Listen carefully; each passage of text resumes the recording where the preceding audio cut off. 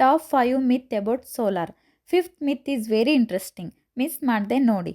ಮಿತ್ number 1, ಮಳೆ ಇದ್ದಾಗ R ಮೋಡ ಇದ್ದಾಗ ಸೋಲಾರ್ ವರ್ಕ್ ಆಗಲ್ಲ, ಬಿಸಿಲಿದ್ರೆ ಮಾತ್ರ ವರ್ಕ್ ಆಗುತ್ತೆ. ಇಲ್ಲ, ಆ ಥರ ಏನಿಲ್ಲ. ಈಗಿರೋ ಸೋಲಾರ್ ಪ್ಯಾನೆಲ್ಗಳಲ್ಲಿ ಟೆಕ್ನಾಲಜಿ ಹೇಗಿದೆ ಅಂದರೆ, ಬಿಸಿಲಿಲ್ಲ ಅಂದ್ರೂ ಬರೀ ಸೂರ್ಯನ ಬೆಳಕಿನಿಂದಾನೇ ಎಲೆಕ್ಟ್ರಿಸಿಟಿ ಜನರೇಟ್ ಆಗ್ತಾನೆ ಇರುತ್ತೆ. ಮೋಡ ಇದ್ದಾಗ ಸ್ವಲ್ಪ ಎಫಿಷಿಯನ್ಸಿ ಕಮ್ಮಿ ಇರುತ್ತೆ, ಬಟ್ ಎಲೆಕ್ಟ್ರಿಸಿಟಿ ಜನರೇಟ್ ಆಗ್ತಾನೆ ಇರುತ್ತೆ. ಮಿತ್ ನಂಬರ್ 2, ಎಲ್ಲ ಎಲೆಕ್ಟ್ರಿಕಲ್ ಅಪ್ಲೈನ್ಸ್ನ ಸೋಲಾರ್ ಮೇಲೆ ಯೂಸ್ ಮಾಡೋಕ್ಕಾಗಲ್ಲ. ಇದು ಸುಳ್ಳು. ನಿಮ್ಮ ಫ್ರಿಡ್ಜ್, AC, ವಾಷಿಂಗ್ ಮಷಿನ್ ಏನೇ ಇದ್ರೂ ನಾರ್ಮಲ್ ಆಗಿ ಯೂಸ್ ಮಾಡ್ಬೋದು. ಯಾಕಂದರೆ ಆನ್ ಗ್ರಿಡ್ ಸೋಲಾರ್ನಲ್ಲಿ ನಿಮ್ಮ ಸೋಲಾರ್ ಸಿಸ್ಟಮ್ ಪವರ್ ಜನ್ರೇಷನ್ ಕಮ್ಮಿ ಆಗ್ತಾ ಇದ್ರೂ ಗ್ರಿಡ್ಡಿಂದ ಪವರ್ ಕನ್ಸ್ಯೂಮ್ ಆಗುತ್ತೆ. ಮಿತ್ ನಂಬರ್ 3, ಸೋಲಾರ್ ಹಾಕ್ಸಿದ್ರೆ ಬ್ಯಾಟ್ರಿ ಹಾಕಿಸ್ಲೇಬೇಕು. ನೋ ಫ್ರೆಂಡ್ಸ್, ಆನ್ ಗ್ರಿಡ್ ಸೋಲಾರ್ಗೆ ಯಾವುದೇ ಬ್ಯಾಟ್ರಿ ಅವಶ್ಯಕತೆ ಇರಲ್ಲ. ಎಲೆಕ್ಟ್ರಿಸಿಟಿ ಗ್ರಿಡ್ ಒಂಥರ ಪವರ್ ಬ್ಯಾಂಕ್ ಥರ ಕೆಲಸ ಮಾಡುತ್ತೆ.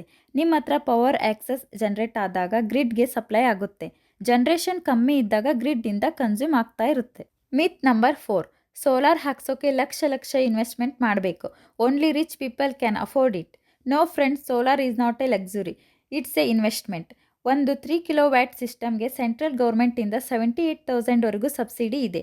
ಅಷ್ಟೇ ಏಕೆ, ಎಲ್ಲ ನ್ಯಾಷನಲೈಸ್ಡ್ ಬ್ಯಾಂಕ್ಸ್ 70-80% ಲೋನ್ ಕೂಡ ಕೊಡ್ತಾರೆ. ಸೊ ಎಲ್ಲರೂ ಸೋಲಾರ್ ಹಾಕ್ಸ್ಬೋದು. ಮಿತ್ ನಂಬರ್ 5, ಸೋಲಾರ್ ಹಾಕ್ಸ್ಕೋಬೇಕಂದ್ರೆ ತುಂಬ ಟೆಕ್ನಿಕಲ್ ನಾಲೆಜ್ ಬೇಕು. ನೋ ಫ್ರೆಂಡ್ಸ್, ಆ ಥರ ಏನೂ ಇಲ್ಲ.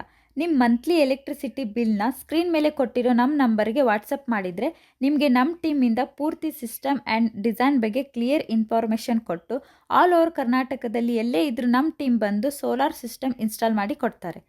ಇದೇ ಥರ ಸೋಲಾರ್ ಕಂಟೆಂಟ್ ಬಗ್ಗೆ ಇಂಟ್ರೆಸ್ಟ್ ಇದ್ದರೆ ನಮ್ಮ ಪೇಜ್ನ ಫಾಲೋ ಮಾಡಿ. Thank you.